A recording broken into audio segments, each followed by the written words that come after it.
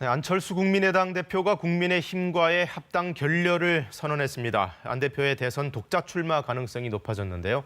그만큼 야권 지형은 복잡해지게 됐습니다. 민주당 후보들은 정책 경쟁과 신경전 동시에 계속 이어가고 있습니다. 한승현 기자가 정리했습니다. 통합 노력을 멈추게 됐다라는 말로 국민의당 안철수 대표가 국민의힘과의 합당 논의 결렬을 선언했습니다. 그간 감정적 충돌이 누적된 듯 협상 결렬 배경은 국민의힘에 있다는 취지의 발언도 나왔습니다. 논의 과정에서 국민의당 당원과 지지자들의 마음을 헤아리고 확산해 가기보다는 오히려 상처를 입었습니다. 안 대표는 시대적 소명을 다하겠다는 말로 독자 출마 가능성을 열어뒀습니다. 최근 여러 여론조사에서 안 대표는 2%대 지지율을 보이고 있습니다.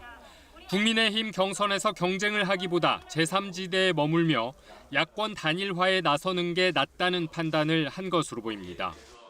야권 대선 판도에 불확실성이 생긴 셈인데 국민의힘은 야권 통합에 대한 국민의 기대를 저버렸다고 비판했습니다. 민주당 양강 후보는 정책으로 맞붙었습니다. 이재명 후보는 여성 청소년에게 생리대 구입비를 주고 육아휴직이 자동으로 등록되도록 해 제도 접근성을 높이겠다고 했습니다. 단 1년의 육아휴직조차 제대로 보장받지 못하는 사각지대 노동자가 여전히 너무나 많습니다. 청년들을 만난 이낙연 후보는 2030 표심을 노렸습니다. 주거비 지원을 청년층으로 대폭 확대하겠다고 했고 교육비 지원책도 내놨습니다. 서울대학을 제외한 9개 대학을 최소한 연고대 수준 정도로 교육비 지원을 올리겠다.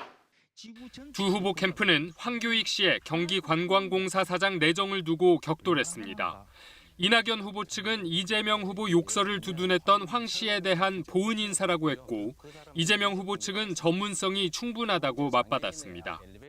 이 문제는 오늘 TV 토론회에서도 공방이 될 것으로 보입니다. KBS 뉴스 한승현입니다.